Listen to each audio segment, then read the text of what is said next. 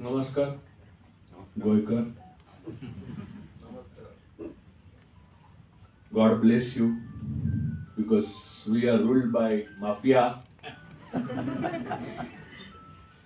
So only divine intervention can change things. मी इथे आलो त्याच्या पासून मी तेव्हापासून कोकणीमध्ये सगळेजण बोलतायत. माझी आई कोकणी होती, कोकणी बोलायची. तिची शांतादुर्गा देवी तिचं कुलदैवत. तिच्याकडनं मी जास्त शिकलो असतो कोकणी तर बरं झालं असतं असं आज वाटतंय. गंमत म्हणजे गोव्याचा अजून एक म्हणजे मी हे मोदींसारखं बोलत नाहीये. माझा आणि गोव्यांचा जुना संबंध आहे. तर आपला म्हणाल की हल्ली अशी पद्धत आली आहे तिथे आपला संबंध सांगायचा. पण ही गोष्ट खरी आहे कारण माझी आई 2006 साली गेली पण माझं सगळं लहानपण वेंगुर्ल्यात गेलं. फार काही दूर नाही. तर मी पहिलं राजकीय भाषण जे पाहिलं ऐकलं ते माझ्या आईच्या मैत्रिणीचं ऐकलं आणि ते तिच्या महिला मंडळात होतं आणि ते होत्या शशिकला बांदोडकर, गोव्याच्या काकोडकर, शशिकला काकोडकर, पहिल्या मुख्यमंत्री. बरोबर. तो फोटो सुद्धा आमच्याकडे होता. हा, मूळ बांदोडकर काय भाऊसाहेब बांदोडकरांची मुलगी. त्यामुळे आमच्या घरी त्यांचं येणं जाणं होतं आणि आई उत्तम कोकणी बोलायची. पण आता मला विसरायला झालं नाही तर मी कोकणीतच बोललो असतो. जे तुम्हाला वाटेल ते मी ट्रान्सलेट करून इंग्रजीत सांगीन आणि कोकणीत तू सांग तेव्हा बरं करो. तर परिस्थिती आहे ही अशी आहे. मी माझ्या वयाच्या 5व्या वर्षापासून गोवा बघतोय कारण माझं 7वी पर्यंत शिक्षण वेंगुर्ल्यात झालं. त्यामुळे आमचं येणं जाणं गोव्यातच असायचं कायम. आणि तेव्हाचा गोवा आणि आताचा गोवा याच्यात काही संबंधच नाही उरलेला. म्हणजे गेल्या 11 वर्षातली गोव्याची जी एक कथा आहे ती वेगळी. पण त्याच्या अगोदर सुद्धा क्रमाक्रमाने गोवेपण गमावताना मी स्वतः बघितलेलं आहे. म्हणजे इथे गोव्यात राहणारे तुम्ही, लढणारे तुम्ही, गोवेपणासाठी काम करणं. मी एक पॉइंट आलेला माझ्या आयुष्यात जेव्हा मी गोव्याचा व्हायची शक्यता होती. म्हणजे माझी मुलगी एकदम लहान होती आणि मला असा कंटाळा आला. म्हणजे मी असं कंटाळा आल्यावर काही करू शकतो पण एक असा कंटाळा होता की इथे आमचा एक संजय ढवळीकर नावाचा मित्र होता. म्हणजे आहे तो पण तेव्हा मित्र होता तो.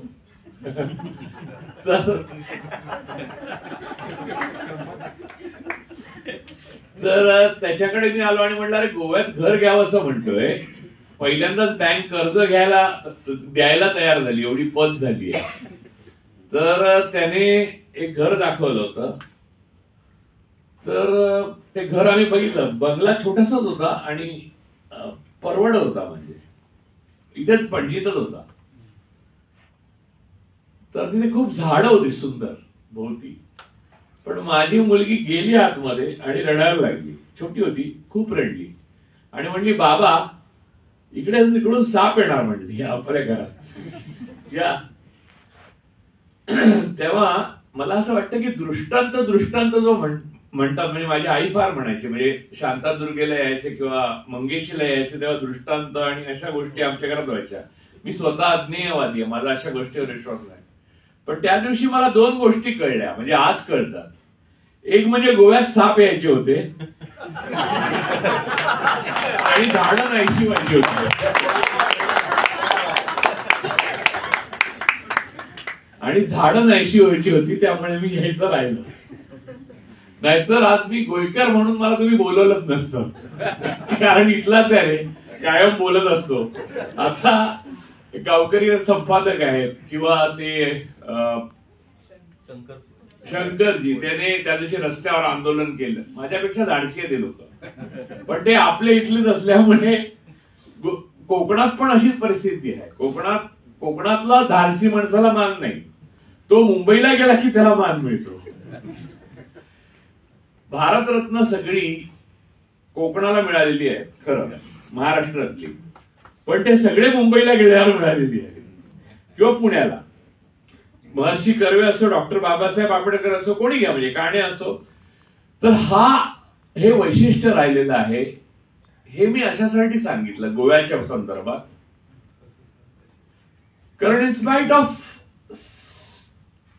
एव्हरी रिसोर्स, सगळं काही मिळून सुद्धा, खनिज संपत्ती, जंगल संपत्ती, मनुष्यबळ, सुंदर असा निसर्ग, समुद्र, हवामान, सगळं मिळून सुद्धा गोव्याला आणि गोव्याच्या माणसांना आपल्या आयुष्याचा उद्दिष्ट सापडलं नाही. मला मागे वळून बघताना सतत हे जाणवतं. गोवा हे आयडेंटिटी क्रायसिस मध्ये सापडलेला एक भूभाग आहे. गोव्याला तो एक शाप आहे. आपण भारतीय आहोत, आपण पाश्चात्य आहोत, आपण जोडलेलो आहोत, आपण तुटलेलो आहोत, आपण आधुनिक आहोत का आपण पुरातन आहोत, यामध्ये गोवा कायम कन्फ्यूज राहिलेला आहे. त्यामुळे त्याचे प्रतिबिंब गोव्याच्या विधानसभेत उमटतात. आपण काँग्रेसचे आहोत का आपले बीजेपीचे आहोत हे कळत नाही लोकांना. आणि अचानक निवडणूक होऊन गेल्यावर काँग्रेसचे होतात ते बीजेपीत जातात, आणि बीजेपीचे असलेले काँग्रेसमध्ये असतात. हे वर्षानुवर्ष मी बघतोय की निवडून दिला होता मी तेव्हा हा काँग्रेसचा होता, अचानक हा बीजेपीचा कसा आपल्या समोर आला असं. तर ते आयडेंटिटी क्रायसिस, आपण जे असतो तेच आपले प्रतिनिधी असतात. तो आयडेंटिटी क्रायसिसची लॅबोरेटरी आहे. भारताच्या 11 वर्षातल्या या आयडेंटिटी क्रायसिसची लॅबोरेटरी गोवा आहे. भारतामध्ये जे आज घडतंय, 11 वर्ष गेले, जो आपल्या स्वतःच्या अस्तित्वासंदर्भातल्या शंका ज्या आपल्या मनात आपल्या आलेल्या आहेत, we are in existential crisis, India is in existential crisis. तर ते गोव्याने लॅबोरेटरी सुरू केली त्याची. ज्या पद्धतीने शिवसेनेचे लोक फोडून गेले त्या दिवशी लोक मला म्हणले, अरे गो काय पक्ष फुटला. म्हटलं हे गोव्यात लहानपणापासून होतोय.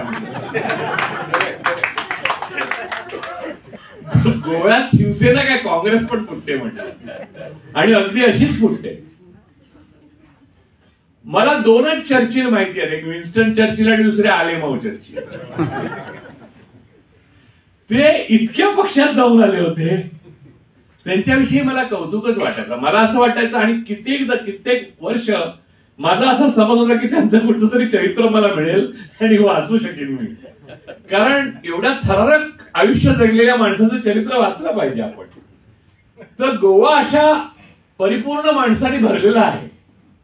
म्हणजे आज विष्णू सूर्या वाघ यांचे अत्यंत जवळचे कवी मित्र आणि माझे मित्र खूप साम्य, म्हणजे समान मित्र आमचे खूप आहेत, आणि त्यांच्यावर जीव ओवाळून टाकणारी माणसं खूप आहेत. त्यांच्या कविता, त्यांची प्रतिभा, त्यांचा लढवय्येपणा, त्यांचं डुअर असणं, ही वॉज अ डुअर. म्हणजे त्यांना केल्याशिवाय शांत नाही वाटायचं. मी कविता लिहिली, मी माझं काम केलं, आता मी सदरा घालून दुसरीकडे निघालो, असं नाही करायचं. ते त्यांना केल्याशिवाय शांत नाही वाटायचं. आणि हे मी अनेक वर्ष माझ्या अनेक मित्रांच्याकडनं ऐकत आलेलो आहे, आजही ऐकतो अगदी. पण ही डुअर असणं जे आहे तो शाप आहे, आणि गोव्यासारख्या शहरात तो मोठा शाप आहे. कारण इथे कोण कोणाचं आहे हेच माहित नाहीये. आपण भारताच्या सध्याच्या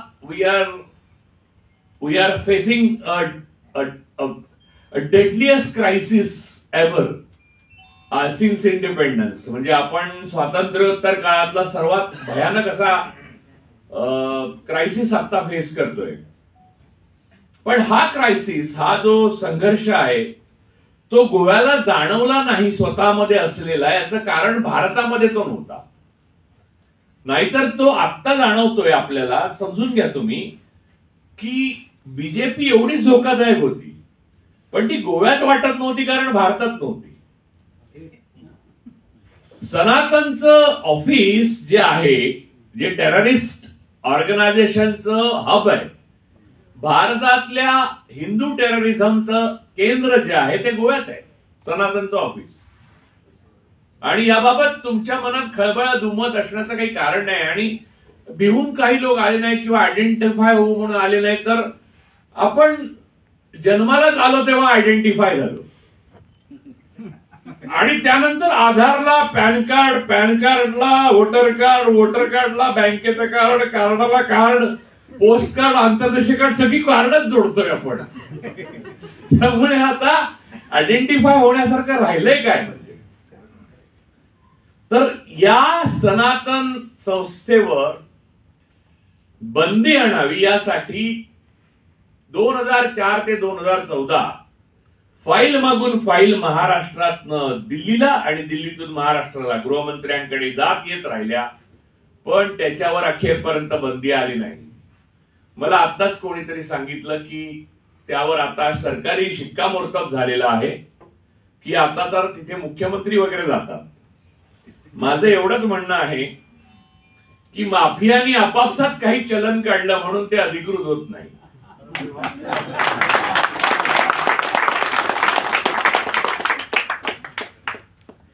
या गोव्याच्या भूमीवर जो लढा दिला गेला पोर्तुगीजांच्या गुलामगिरी विरुद्ध, तो लढा आपल्या स्वातंत्र्यासाठी दिला का पारतंत्र्यासाठी दिला असा प्रश्न आता म्हणजे आतापर्यंत हयात असलेली शेवटची पिढी जी होती ती बोलायला लागली होती. मला आठवतं की खूप वृद्ध माणसांशी मी बोललो, म्हणजे मागच्या काही वर्षांपूर्वी मी जेव्हा आलेलो, एक 15 वर्षापूर्वी वगैरे, तेव्हा जे लास्ट रोमन्स होते इथले असं म्हणता येईल की ज्यांनी पाहिलेला तो गोवा सुद्धा, म्हणजे सो कॉल्ड पारतंत्र्यातला गोवा पाहिलेला, तर तो गोवा आपण स्वतंत्र होतो का असं त्यांना वाटत होतं. स्वतंत्र असणं म्हणजे काय? शेवटी स्वतंत्र असणं म्हणजे इथलं जल, जंगल आणि जमीन याच्यावर इथल्या स्थानिकांचा हक्क असणं. त्याच्यावर कोणताही लोढा, मोदी, शहा, अडाणी हे येऊन हक्क न सांगू शकणं, याला स्वतंत्र असणं म्हणतात. मग त्या अडाणीचं नाव ईस्ट इंडिया कंपनी असलं, पोर्तुगीज सालदार असलं किंवा अजून काही असलं, त्याने काही फरक नाही पडत. गोवा पारतंत्र्यातून पारतंत्र्यात गेलेला मुलूक आहे.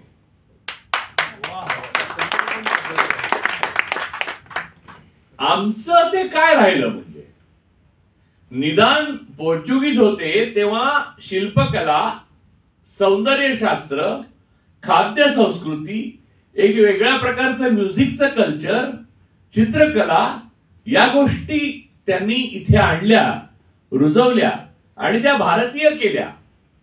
उपासायला खायचे बटाटे पण आणले, त्यामुळे आमची सोय पण झाली उपासाची. अशा अनेक गोष्टी त्यांनी केल्या. बहुतेक गोष्टी आपण ज्या करतो त्या आपल्याला माहित नसतं, त्या आपल्या पारतंत्र्यातून आलेल्या असतात आणि आपण सनातन म्हणून वापरतो. पेशव्यांच्या जिलेब्या, आमच्या बिर्याण्या आणि उपासाचे बटाटे हे परकीयांनी आणलेले आहेत.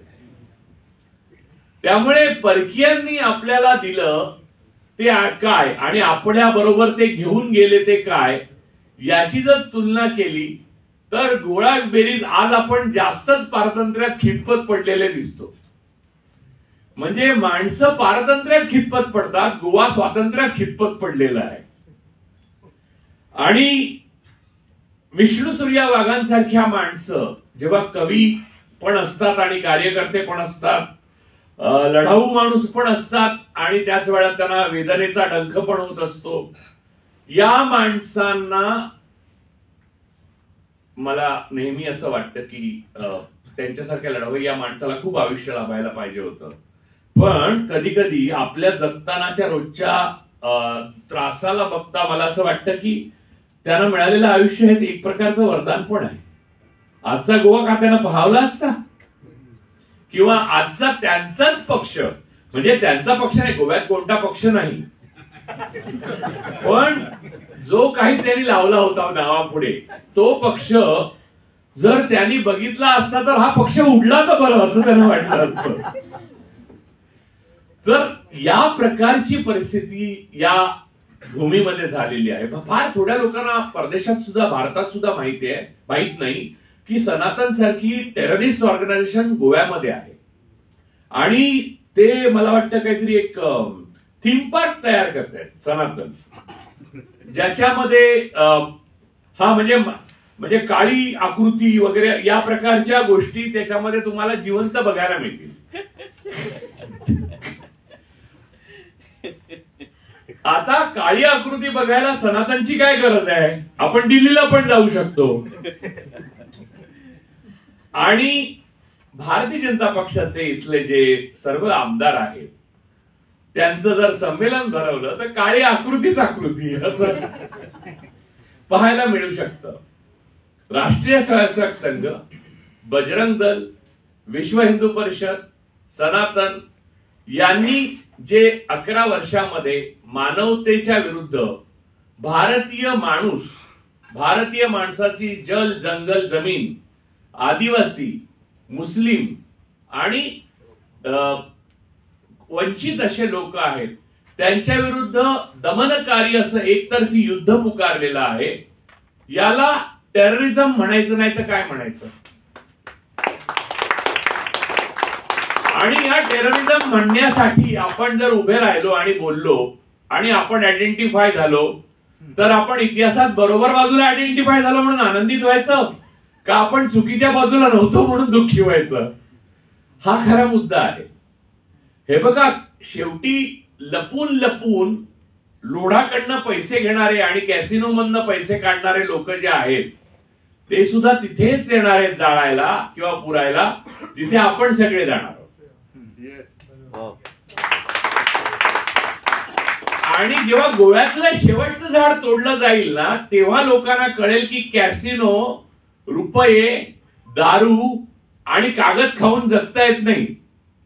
जगण्याकरता झाडं लागतात, पाणी लागतं, शेत लागतं, माणसं लागतात आणि जिद्दादिल माणसं लागतात. खोटी माणसं उपयोगाची नाही आहेत. माझा पण नमस्कार सांगा.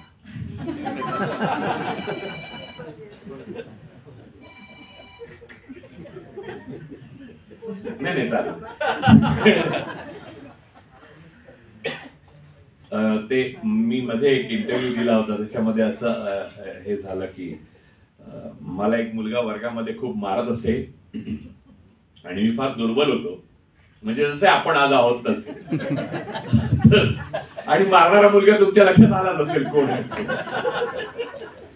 तर मला काहीच करता यायचं नाही त्याने. आणि तो मारताना काय करायचं, मला इथे मारायचं इथे. त्यामुळे नंतर मला फक्त हेच डोकं दुखायचं बराच काळ. असं आयुष्याचा बराच काळ गेला. पण दुर्बल माणूस एक दिवशी दुष्ट होतो शेवटी आपल्या दुर्बलतेला कंटाळून. तर मी काय केलं की कर्कटक ठेवला तो बसत असताना आणि त्यावर तो बसला. त्यानंतर त्याचा दुष्टपणा गेला आणि माझा दुर्बलपणा. गोव्यातली जनता तेच करणार. माझ्यावर विश्वास ठेवा. जनता दुर्बल नाहीये, जनता सहनशील आहे. आणि जनता सहनशील आहे याचं मुख्य कारण असं की मगाशी वक्ते म्हणाले की नेहरूंनी आश्वासन दिलेलं की तुम्हाला हवं तसं सरकार, म्हणजे गावकरीचे संपादक म्हणाले आम्हाला की तुम्हाला हवं तसं सरकार दिलं जाईल. सर, मला आठवतं की कोणताही राजकारणी किती महान असो तो सत्तेत असेपर्यंत त्याच्यावर विश्वास ठेवता येतो किंवा नाही येत. पण 93 साली बिल क्लिंटनने आश्वासन दिलेलं तुमच्याशी कोणी युद्ध करणार नाही युक्रेनला, आणि सगळी अण्वस्त्र काढून घेतली त्यांच्याकडनं. आज युक्रेनची काय परिस्थिती आहे बघा. आता बिल क्लिंटन स्वतःच सांगतात की मला पश्चाताप होतो म्हणून, की तेव्हा अण्वस्त्र जर त्यांच्याकडची काढून घेतली नसती तर आज त्यांची अशी वासलात लागली नसती. त्यामुळे एका व्यक्तीने कितीही चांगल्या इंटेन्शनने तुम्हाला आश्वासन दिलं तरी त्या आश्वासनावर भाळून तुम्ही आपलं जल, जंगल आणि जमीन द्यायची नसते. हा धडा हा गोव्याच्या इतिहासाचा सगळ्यात मोठा धडा आहे. बलात्काराने ताब्यात घेतलेला म्हणजे औपनिवेशिक वाद जेव्हा होता किंवा ज्याला इम्पेरियलिझम असं आपण म्हणतो, वेस्टर्न इम्पेरियलिझम, त्या काळामध्ये पोर्चुगीजनी आपला गोवा ताब्यात घेतला, तो त्यांच्या ताब्यात असताना आपण भारताच्या ताब्यात तो आला पाहिजे, ही भावना आपण नेहरूंकडे बघून आपल्या मने आली. म्हणजे नेहरू युगाच्या कडे बघून आपल्याला वाटलं की बाकी भारत स्वप्न बघतोय, नया दौर येतोय, त्यासाठी गोवा पण त्याच्यात सामील करूया. वाट बघायला शिकलं पाहिजे, कारण नया दौर हा खरंच नया दौर असतो का ते अच्छे दिन निघतात पुढे जाऊन, हा खरा मुद्दा आहे. नाहीतर नया दौरचा रॉंग टर्न अच्छे दिन मध्ये गेला की आज जी आपण परिस्थिती भोगतोय त्या परिस्थितीला आपल्याला सामोरं जावं लागतं. माझं म्हणणं हे आहे की ते शंकर आहेत ना, ते उघडे बसले होते ना त्या दिवशी ते रस्त्यावर, त्यांचा मी व्हिडिओ बघितला. असं नागरिकाला बसायला लागता कामा नये, कारण तो मालक आहे गोव्याचा आणि त्याचे नोकर आहेत ते आत बसले आणि त्या नोकरांचे नातेवाईक आणि चेले चपाटे कॉन्ट्रॅक्ट घेत आहेत कॅसिनोची, दारूची, रस्त्याची, जे रस्ते ढासळत आहेत दुसऱ्या दिवशी, अर्थात पूल वगैरे, तर त्या सगळ्याची. या सगळ्याला जबाबदार कोण आहे? या सगळ्याला जबाबदार हु एम आय, मी कोण आहे, आपण कोण आहोत, याची जाणीव नसलेली गोवेकर जनता आहे. गोवेकर जनतेला हे माहित नाही की त्यांची ताकद काय आहे. मला आश्चर्य वाटतं की आम्ही पोर्तुगीजांना असे हरवले, असा मार खाल्ला. मला त्या दिवशी भाई वैद्य पुरस्कार मिळाला तेव्हा भाईनी तिरंगा सोडला नाही हातातला, त्यांचा हात तुटून हातात आला होता पण त्यांनी तिरंगा सोडला नाही, हे सत्य आहे. पण हे गोव्यामध्ये गोवेकरांनी एकदा केलं तर दुसऱ्यांदा का नाही करू शकत? म्हणजे करप्ट कोण आहे हे पण लक्षात घेतलं पाहिजे. म्हणजे आपण सगळेच थोडे थोडे करप्ट आहोत, आपण सगळेच थोडे थोडे टेररिस्ट आहोत, आपण सगळेच थोडे थोडे सनातन आहोत. आपल्या काळी छाया आपल्यावरच पडलेली आहे. ब्राह्मणवाद हा या देशाचा सगळ्यात मोठा शत्रू आहे आणि गोव्याचा तर तो आहेच आहे. मूळ मुद्दा असा आहे, माझ्या लहानपणापासून मला एक असं सांगण्यात आलं होतं, म्हणजे मला देव, उपनिषद, वेद, पुराण, Bible, old testament, new testament हे सगळं वाचण्या अगोदरची गोष्ट आहे की विहिरीत पाव टाकले आणि गोव्यात लोकांना पाठवले. विहिरीत आटवण्यापेक्षा हे बरं होतं. मला असं वाटतं आणि पावच टाकले ना, विष तर नाही ना टाकलं. आणि ब्राह्मणांना कोणी थांबवलं होतं पाव टाकायला किंवा चपाती टाकायला?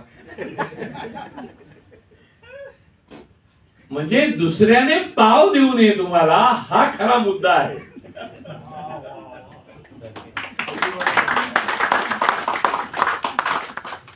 म्हणजे तुम्हाला आम्ही भुकेने मारणार त्याला तुम्ही स्वातंत्र्य समजा, पण दुसऱ्याने पाव दिला तर तुम्ही बाटला. या प्रकारची वृत्ती जेनेटिकली तुमच्यात इंजेक्ट केलेली आहे. ती काढून म्हणजे आपल्या सलाईन काढून फेकून द्यावं असं जे कवितेमध्ये मॅडम म्हणाल्या ना विष्णुसूर्या वाघांच्या संदर्भात त्यांच्या शेवटच्या दिवसांच्या काळात, तसं जनतेने काढून आपलं फेकून दिलं पाहिजे हे सलाईन. कशासाठी पाहिजे हे सलाईन तुम्हाला? तुम्ही या व्याख्येमध्ये पडू नका हो. लोकशाही काय आहे, स्वातंत्र्य काय आहे, सिव्हिलायझेशन काय आहे. अरे माणूस काय आहे ते बघा ना. माणूस सुखी आहे का? मग प्लेटो काय म्हणतो, मग अरिस्टॉटलने त्याला काय म्हटलं, सिसेरोला, हे सगळं जंबाळ सांगून शेवटी श्यामाप्रसाद मुखर्जी हेडगेवार आणि कुठे गोळवलकरांपर्यंत यायचं असेल तर त्यापेक्षा सालाजार पण काय वाईट होते. गोळवलकर तर असं म्हणाले की मी हे जाती वर्णव्यवस्था नष्ट होणार असेल तर मी स्वातंत्र्य कदापि मान्य करणार नाही. हे त्यांनी लिहून ठेवलंय बंच ऑफ थॉट्स मध्ये. आणि संस्कृत मध्ये जो श्लोक आहे तो आता खूपच रिलिव्हंट होतोय. आता हे आयडेंटिफाय झाले ना गेल्या तरी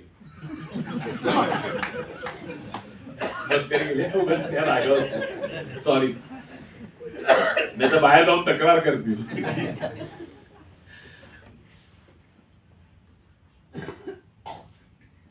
या संस्कृत मध्ये एक श्लोक आहे, अष्टादश पुराणेषु व्यासस्य वचनम द्वयम परोपकाराय पुण्याय पापाय परपीडनम.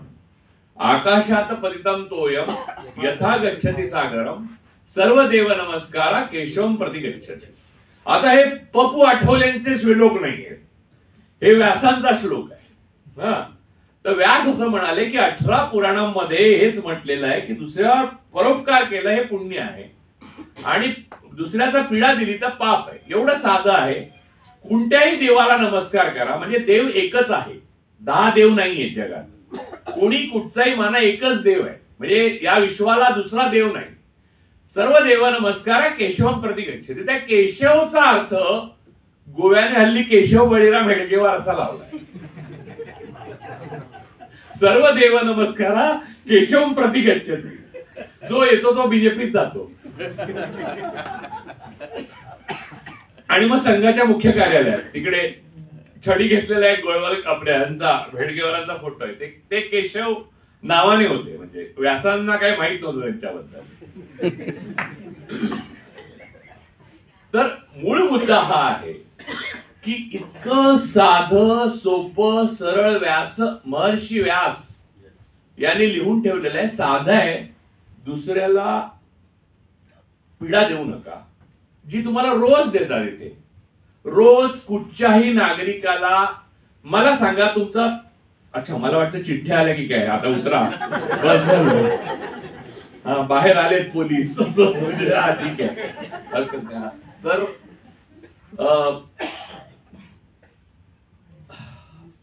एवढ्या चिठ्ठ्या आल्या. तर एका साध्या गोष्टीचा तुम्ही विचार करा की गोव्याचा सुखांक म्हणजे हॅपीनेस इंडेक्स जर आपण बघितला तर आतापासून 20 वर्षापूर्वी किती होता आणि आता किती आहे. म्हणजे गोव्यात आल्यावर माणूस सुखी आहे असं वाटतं, सुशेगाद असं आमची आई म्हणायची. तर सुशेगाद असणं हे गोव्याचं लक्षण होतं. आता आहे का? नाही. माणूस अंतरी दुःखी आहे, हल्लाय, अस्वस्थ आहे. गोव्यातल्या माणसाचं सुखांक जो खाली गेलाय तो आणि महाराष्ट्रातल्या माणसाचा आणि उत्तर प्रदेशातल्या माणसाचा वेगळा नाहीये.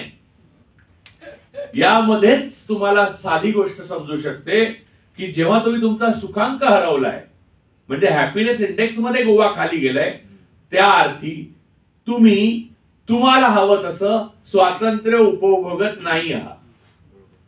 आणि जर तुम्ही स्वातंत्र्य उपभोगत नसाल तर तुम्ही कोणाचं पारतंत्र्य भोगताय हे शोधून काढा. आणि जे पारतंत्र्य तुम्ही तुमच्यावर लादलं गेलंय ते झुगारून देण्याकरता तुम्ही 61 साली प्रसिद्ध होता, मग आता 25 साली काय झालं?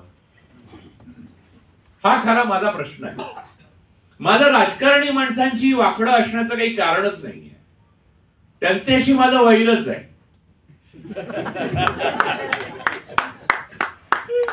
परंतु माझं सामान्य माणसांची वाकडं आहे की ते आता परुळेकर फार सुंदर बोलले असं घरी जाऊन सांगायचं, सागुती आणि उकडा भात जेवायचा आणि झोपून जायचं.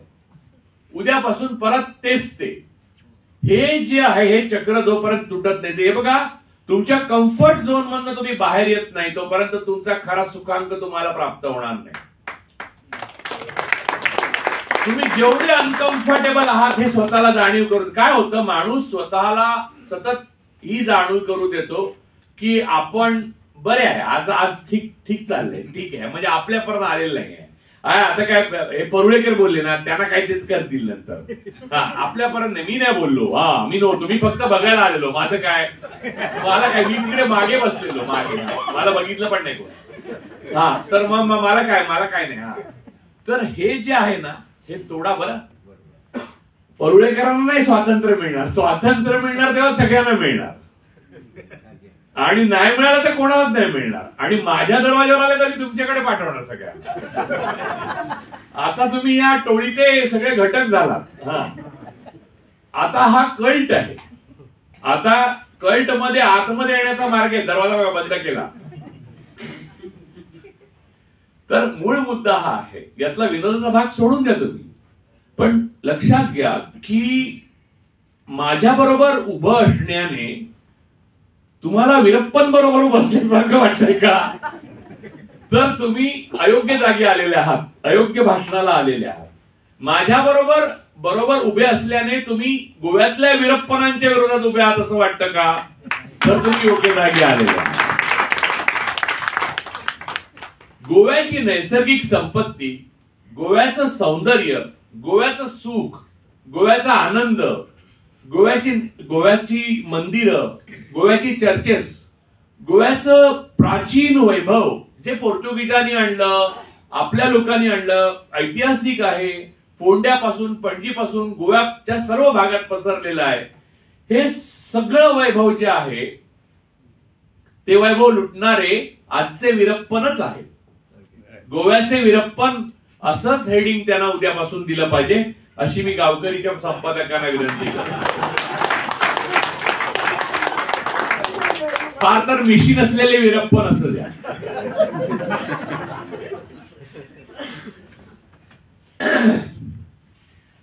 मॉडर्न मेडिसिन, जेव्हा मगाशी मी ब्राह्मणवादाचा विषय बोललो तेव्हा सांगतो तुम्हाला, माफ करा मला, इथे माझ्या विरुद्ध वेगळा विचार करणारे लोक असतील त्यांच्या सगळ्यांची मी माफी मागतो. हा माझा ओपिनियन समजा पाहिजे. मॉडर्न मेडिसिन म्हणजे आधुनिक वैद्यक ज्याला आपण ॲलोपॅथी म्हणतो, ते भारतात आलं ना त्यानंतर भारतीय माणसाचं सरासरी आयुर्मान वाढायला लागलं. तोपर्यंत पेशवे 30-40 जायचे. चाटणं, उठणं, काढे, संकष्ट्या, एकादशण्या आणि मग ज्वर, अतिज्वर आणि मृत्यू. बरोबर? हे सगळं इंजेक्शन वगैरे आली, अँटीबायोटिक्स वगैरे, त्यानंतर बरं झालं. त्यामुळे आयुर्वेदिक डॉक्टर असं काही नसतं.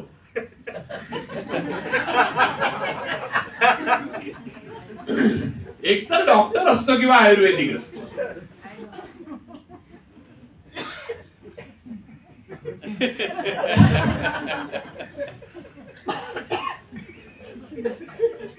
माझ्या आतापर्यंतच्या आयुष्यामध्ये मला 3दा कावीळ, 2दा तो कोविड म्हणजे ओमायक्रॉन आणि डेल्टा,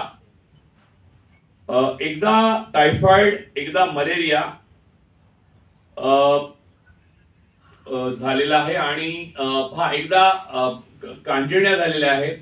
कांजिण्या झाल्यामुळे नागिन पण झाली होती आणि इतर अॅमिबायोटिक्स वगैरे. म्हणजे इथे आपण विहिरीचंच पाणी प्यायचो. गोव्यात आलो तरी आम्ही, नाहीतर वेगवेगळ्या रस्त्यावर आपण विहिरीचं पाणी प्यायचो आणि तेव्हा फार उकळून वगैरे नाही प्यायचो.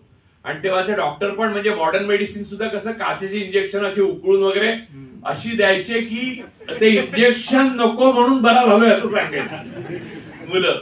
तर या लेवलला आजार झाले मला. पण ते सगळे मॉडर्न मेडिसिनने बरे झाले. माझ्यावर लागू पडलेलं आयुर्वेदिक औषध एकच, ते म्हणजे एरंडेल. ते आम्ही आंबे खाल्ल्यावर जून मध्ये देण्यात येत आणि गोव्याला सध्या एरंडेलच दिलं जात आहे रोज. त्यामुळे गोव्यात परिस्थिती अशी आहे की एक विनोद आहे सांगतो, म्हणजे तुम्हाला एका बोधकथेतनं कळेल की गोव्याची परिस्थिती काय. एक रुग्ण डॉक्टरकडे जातो आणि म्हणतो की डॉक्टर मला ते हे होत नाहीये, म्हणजे कॉन्स्टिपेशन झालंय, कॉन्स्टिपेशन, मी शौचाला होत नाहीये मला. डॉक्टर म्हणतात चांगलं आहे, हरकत नाही, म्हणजे काय आता काय असाध्य रोग नाहीये, तुला गोळ्या घे आणि बरा होशील. गोळ्या देतात. गोळ्या घेतल्या तरी बरा नाही. दुसऱ्या दिवशी परत म्हणतो काही फरक नाही. काय म्हणतो म्हणली, इंजेक्शन घे. इंजेक्शन देतात. दुसऱ्या दिवशी परत म्हणतो काही फरक नाही. आता म्हणतात तुला एरंडेलच दिलं पाहिजे, जरी ते मॉडर्न मेडिसिन मध्ये नसेल तरी दिलं पाहिजे. एरंडेल देतात. तिसऱ्या दिवशी तो परत येतो, म्हणतो डॉक्टर एरंडेल पण लागू नाही. करतोस काय तू? तो गोव्याचा नागरिक आहे. अरे मग हे घे पैसे, काहीतरी खाऊन घे, कारण तुझ्या वाटचे लोक खात आहेत. खाल्ल्याशिवाय कसं होणार? तर या बोधकथेतनं तुम्हाला कळू शकत असेल की तुमच्या वाट्याची संसाधनं दिवसा ढवळ्या दरोडा घालून कोणीतरी चोरतय, आणि ते तुमचे मालक आहेत, राज्यकर्ते आहेत, ते तुमचे चालक आहेत, ते तुमचे धर्म काय म्हणतात ते संस्थापक आणि काय धर्मपीठाधीश आहेत वगैरे वगैरे. त्यांचे साखळदंड पहिल्यांदा तोडून टाका.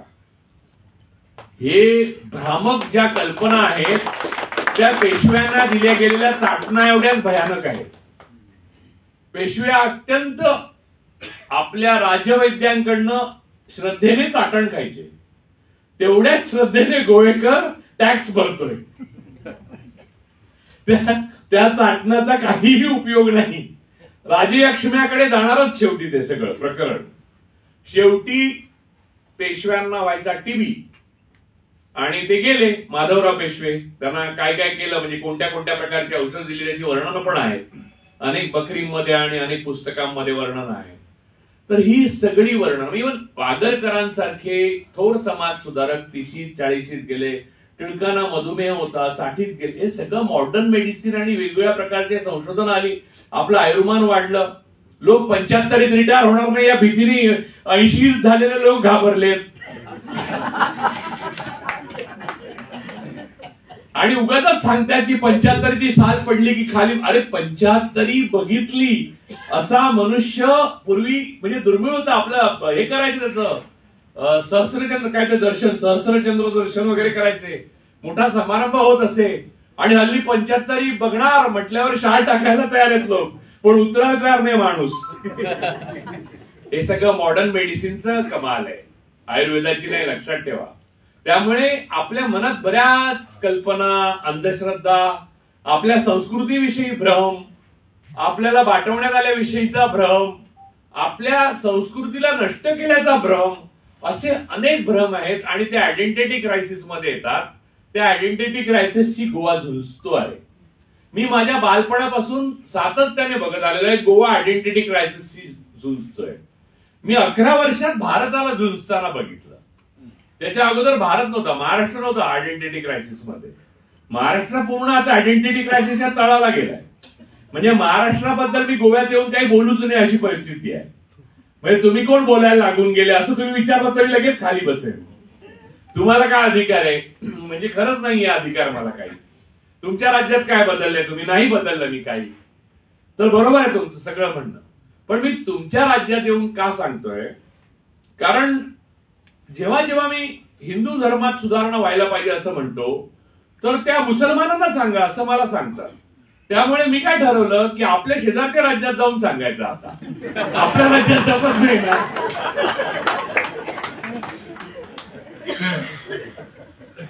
आपल्या राज्यात जे जमत नाही ते दुसऱ्या राज्यात सांगायला मी आता सुरुवात केलेली आहे. त्यामुळे ज्या राज्यात जमेल त्या राज्यात जमेल, हो की नाही? म्हणजे ज्या धर्मात सुधारणा होईल त्या होईल. बाकी शेवटी मला आशा आहे, असं जर मगाशी सर म्हणाले की मी 3 महिन्यात बदल होणार असं सांगितलं, ते त्यांनी ज्या वेगाने आणि ज्या तडफेने ते काम करतात ते 3 महिने अजून केलं पाहिजे म्हणून म्हटलं. 3 महिन्यांनी जर बदल झाला नाही आणि ते माझ्याकडे आले तर मी दुसरं चाटण देणार आहे. कारण मी पण आयुर्वेदिकच आहे. कारण मी तुमच्याहून वेगळा कसा असू शकतो? याच भागात माझं बालपण गेलं. इथेच मला मालवणी उत्तम येते, कारण माझ्या वडील मालवणी बोलत असत. कोकणी माझ्या आईला उत्तम येते, आईला मालवणी पण येत असते. पण ती एक वेगळी गोष्ट आहे. माझ्या एका आजीला तर पोर्तुगीज पण येत असे भाषा. तर कित्येकदा असं वाटतं आता माझ्या वडिलांच्या बाजूने हे सगळं झालं असतं तर मला पोर्तुगीज पासपोर्ट तरी मिळाला असता. पण पळण्याची सोय ठेवलेली नाही आम्हाला. पालकांनीच. आपल्या पूर्वजांनी ज्या चुका केल्या त्या आपण करू नये. आपण ज्या परवा चुका केल्या त्या काल करू नये. आणि आपण काल ज्या चुका केल्या त्या आज करू नये. आणि आपण आज सकाळी ज्या चुका केल्या त्या परुळेकरांच्या भाषणानंतर तरी करू नये. एवढीच विनंती मी आज विष्णू सूर्या वाघ यांच्या स्मृतीप्रित्यर्थ करतो. आणि मी जास्त वेळ तुमच्याशी बोलत नाही, याचं कारण यानंतरचं बोलणं म्हणजे कृतीच असलं पाहिजे. आणि इथे खूप कृतिशील लोक आहेत. मी फक्त बडबड्या आहे. बाकी मी पप्पू आठवलेच आहे या बाजूचा, असं समजा. तर पण असं समजू नका की त्यामुळे सत्ता बदल होणार नाही, कारण त्यांचीही संस्था उभी राहिली तशी आपलीही उभी राहू शकते. त्यामुळे भ्रममूलक असं काहीही नाकारायला जर शिकत असाल तुम्ही तर मलाही नाकारा, पण तुम्ही लढा. कारण जमीन तुमची आहे, जंगल तुमचं आहे, पाणी तुमचं आहे, रस्ते तुमचे आहेत, टॅक्स तुमचा आहे. अरे तुमची म्हणजे कसं आहे, एकदा मला आठवतं, एक नाव नाही घेत आता, पहिलं नाव मला घेता येईल का दुसरं पण तरी लक्षात येईल. एक मोठा कार्यकर्ता होता शिवसेनेचा त्या काळात. तो तिकीट वाटपाच्या वेळेला बाळासाहेब ठाकरे होते आणि तेव्हा शिवसेना एकदम जोरदार होती. तो तिकीट वाटपाच्या वेळेला 5-6 ट्रक भरून गेला बाळासाहेबांच्या बंगल्यावर, मातोश्रीवर. आणि जिंदाबाद, काय त्याचं नाव, XYZ जिंदाबाद, आणि बाळासाहेब ठाकरे जिंदाबाद, शिवसेना जिंदाबाद, असं करत ते सगळे ओरडत राहिले. बाळासाहेबांनी त्यांचा तो हाता बहादूरला विचारलं कोण आलंय, तो अबक आलाय, बबन आलाय. चला बबन नाव, बबन नाव पक्क खरं आहे, म्हणजे खोटं नाही. आडनाव नाही सांगणार आता फार नाही करायचं. नाही तर आडनाव पण सांगा, मग पुढे काय होतं काका, मग पुढे काय होतं करून कळवलं. असं नाही. तर माझ्या मुलीने लहान असताना इथे आलेली तेव्हा सेंट झेवियर्स अजून आहेत असं मी सांगितलं तर तिने पुढे काय होतं, मग पुढे काय होतं, असेच आहेत ते पडलेले 300 वर्ष. आणि रात्री ती रडायला लागली, म्हणजे सेंट झेवियर येत आहेत म्हणजे. त्यामुळे पुढे काय याची उत्तर न द्यायला मी तेव्हापासून शिकलो. तर त्या बबन आहे, बबन खाली. तर बबन कशाला आलाय, तिकीट मागायला आलाय, वर बोलव त्याला म्हणजे. तो बबन आला, खाली कोण आले, साहेब ते आपले शिवसैनिक आहेत. अच्छा आपले, हा किती आहेत, 5 ट्रक आहेत. मग बाळासाहेब म्हणले, अरे भोट टिंब टिंब टिंब टिंब, तू माझीच ताकद मला दाखवतोय, त्यांना आधी परत जायला सांग, ते माझे शिवसैनिक आहेत तुझे नाही. तर जनतेने समजून घ्यायला पाहिजे, हे तुमचीच ताकद तुम्हाला दाखवत आहेत आणि तुम्ही भोंदल्यासारखे मागून फिरताय त्यांच्या. म्हणजे आंदोलन करण्याची गरजच नाही पडली पाहिजे. रस्ता आपल्या बापाचा आहे मिस्टर शंकर, तो रस्ता तुमच्या नावावर आहे. खड्डा पडला असला तरी आपल्याला का असं, खड्डा पडला तर आपला नाही म्हणतो का आपण? नाही, आपलं बाळ असेल थोडं लंगडं तर लंगडं आपलं आहे ना. तसे खड्डे पडलेले का होईना, रस्ते आपले आहेत, ते नीट करून त्यांच्याकडनं घेतले पाहिजेत ज्यांनी त्याच्यावर खड्डे पाडले. आणि यासाठी कृतीशिवाय दुसरा मार्ग नाही. आणि धर्म आणि ब्राह्मणवाद हा यामधला सर्वात मोठा अडथळा आहे. त्याला पूर्णपणे तुम्ही गाडून एकत्र होत नाही आणि गोयकरांची वज्रमूठ होत नाही तोपर्यंत गोवा मुक्तीचा खरा मार्ग तुम्हाला मिळणार नाही, एवढं सांगतो. आणि गॉड ब्लेस यू ऑल. देव तुमचं भलं करो. आमेन. थांबतो. जय भीम.